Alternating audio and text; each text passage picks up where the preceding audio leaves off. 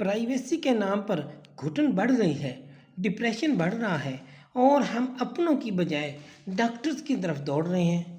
बेहतर नहीं आपसी मसाइल सुलझा लें। ख़वातीन बात बात पर मसाइल खड़ा करने की बजाय भाइयों को उनके हाल पर छोड़ दें ताकि सब खुश रहें और सुकून रहे। बस जिस यूरोप और अरब मुआशरे की मिसाल देकर हिंदुस्तान के सदियों पुराने ख़ानदानी निज़ाम पर बात की जाती है, उसी यूरोप और अरबों में हर बंदा खुद कमाता है, खुद खाता है। बहुत कम लोग बाप के सर पर ऐश करते हैं।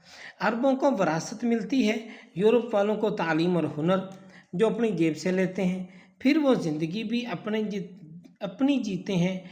ऐसा नहीं हो सकता कि आपका खामंद आपकी जेब से पढ़ा कर असिस्टेंट कमिश्नर बने और आखिर में आपको याद आ जाए कि भाई सरकारी घर पर तो सिर्फ मेरा हक है, ये बूढ़े लोग यहाँ क्या कर रहे हैं। और हाँ, नौजवानों की नौकरियाँ ना हो, तालीम ना हो तो आपके अब्बा भी इनको रिश्ता ना दें। सो शुक्रिया अदा करें इन माँ बाप का जिन्होंने पाल पोस कर एक तैयार शुदा बच्चा आपके हवाले किया होता है। ये वो हालात हैं जो हमारे माशरे में फैले हुए हैं। इन पर कंट्रोल करने की ज़रूरत है, अपने आप को ठीक करने की ज़रूरत है।